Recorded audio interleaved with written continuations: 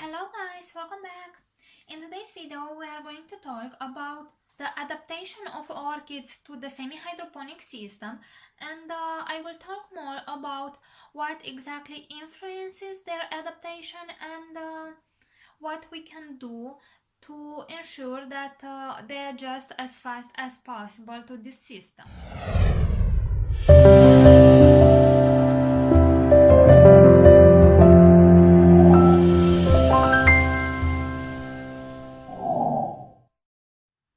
So, when I first moved my orchids into semi-hydroponics, I didn't really know how much my orchids would take to adapt to it, and this is quite a variable thing between orchid to orchid.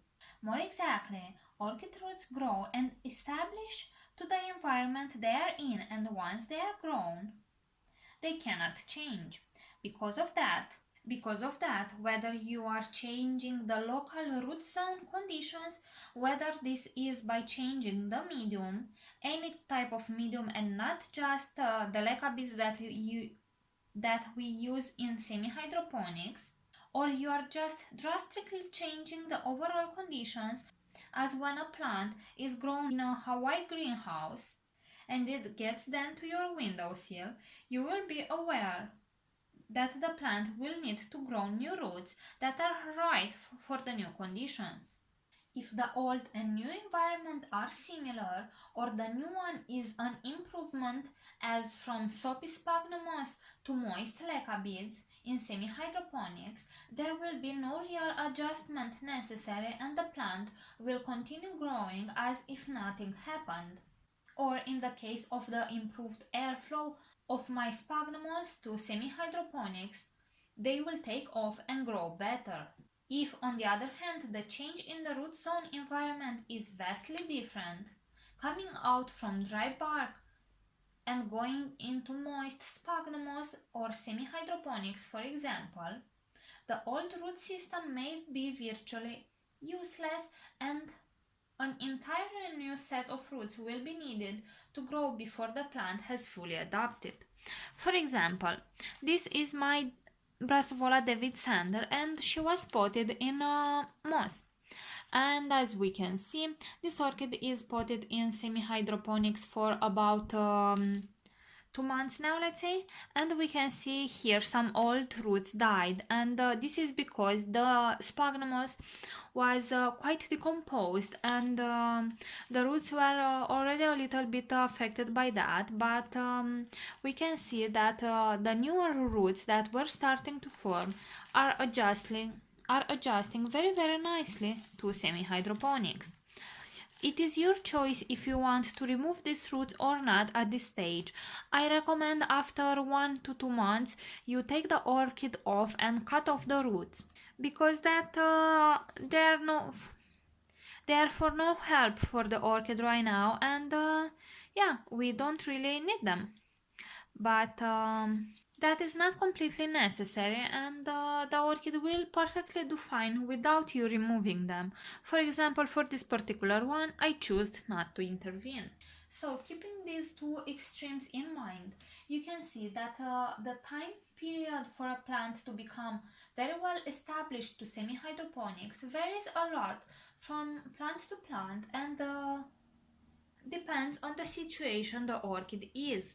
The bigger the orchid, the more energy she has stocked, and the faster she will adapt to semi-hydroponics. If, for example, you have a seedling like my Cattleya hardiana here, she will take a little bit more time to adjust to semi-hydroponics. This one was potted in some very fine graded bark, and I am quite happy to see that the roots didn't yet died. I have reported her about 1 month ago or 3 weeks, something like that, and the roots are still looking good. I am expecting these little branches to die because they die first, but the orchid overall looks quite good, and I have a little new growth. It is best to transfer orchids to semi-hydro when you have a new growth starting because they are more likely to produce new roots, or when you see an existing mature growth starting to produce new roots like this one here. So it is very, very important that the time you choose to convert the orchid coincides to the formation of new roots so that they can grow and function most efficiently in the new environment. I have a very, very useful tutorial about when and how to choose the moment to repot a new orchid, and I really recommend you visit the description of this video because I will post that video there and also at the end of this video. I also think that it is best to go to the final state immediately and not trying to do a transitional set of conditions in between the old and the new roots, as that will set up the plant for a second round of adaptation. By this I mean that a lot of growers I have seen that before they transfer the orchid into the new medium, they clean up the old medium, cut off any dead roots, and then they wait 1 to 2 months for the old roots to die, and just after that they transfer it to the new medium. I don't think that is particularly good. I much rather prefer cut the very old roots because I can see when a root doesn't look very healthy, and I can predict which one will die and which one won't, and I much rather prefer having them like this because you flush the pot regularly, you flush it at least once a week, so they will eventually decompose the roots, but with every flushing the decomposition will go out, and you won't have any bad bacteria there. There are a few conditions that are considered ideal for a successful transition, and from this I will mention that the plant and especially its roots are healthy and strong to begin with. The stronger the roots look like, the more chances they have to adapt. Another very important thing to consider when you repot it is that you first fill up the reservoir with medium and then you plant the roots inside, because you don't want the old roots to be in the reservoir. They have no chance to adapt.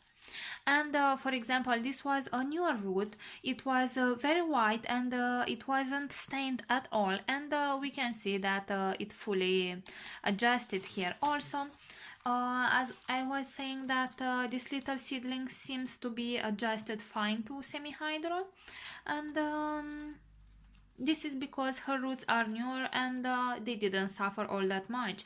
So the newer the roots, the more chances they have to adapt. You also want to look for a plant that is actively growing brand new roots. If we take a closer look at the base of my new growth here, we can see that she's starting some new roots there. I really hope you can see this little root here. Yep, there you go. So this would be a good moment to choose to repot an orchid into semi-hydroponics, but I talk more about this in my other video, so you go and check that out. Also, you need to make sure that you clean off the roots very, very well from the old medium, because you don't want to put any organic medium inside the semi-hydroponic pot. That will because the pot is very, very moist, that medium will start to decompose very fast and will cause an unhealthy environment for the roots to grow on. So you need to make sure that you remove all the old pieces of moss or bark. Also, it is very, very important that you use a mineral-free water like reverse osmosis water or rainwater to soak the medium and water the plant after you repot her to semi-hydroponics. It is very important to keep the plant as warm as you can. And one of the best things you can do to help the orchid adjust faster to semi-hydroponics is using a heat mat. Actually, from October till till spring, I use heat mats for all my orchids, but especially for the newer ones, like this one here. And this ensures that the roots will adapt faster to semi-hydroponics, and also the new roots that are growing will grow faster when they have a heat mat. And they are not expensive at all, and you will have links in the comment section and in the description of this video. You will see that I recommend a link from my Amazon influencer page, where I put all the products that I use or recommend for orchids, and there you will find heat mats as well. After you repot an orchid into semi-hydroponics, you need to keep the orchid somewhat shady, because she is adjusting and she won't grow very much as soon as you repot her. She will first take time to grow roots, and the roots don't really need light to grow. And if you are putting on a new orchid that is repotted into semi-hydroponics in a very sunny location, it may actually burn because she is already stressed. It helps a lot to keep the orchid into a very humid environment. I hope you can provide, after you repot the orchid, about 60 to 70% humidity, because the rate the orchid dehydrates, let's say when she doesn't have any roots, will be a lot slower when you have higher humidity than when you have lower humidity. So I think my conditions help me a lot with that, because I have natural high humidity. For example, right now we have 69% humidity, so that is quite good for orchids. With these factors, you should favor a stress-free growth of a well-adapted root system and minimize the stress of the plant while it does so.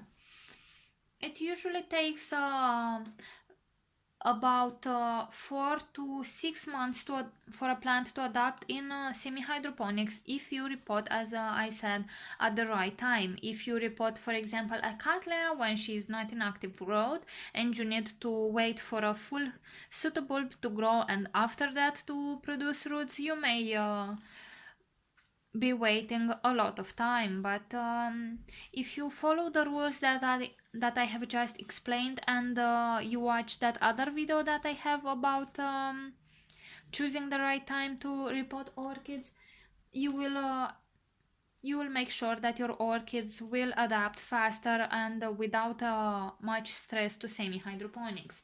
So right guys, this has been the video for today. I hope you have enjoyed it. If you have any questions, please leave them in the comment section below. I will be more than happy to answer them for you. And if you have liked this video, please give it a thumbs up and subscribe to my channel if you are new. Thank you very much for watching, and see you all next time. Bye!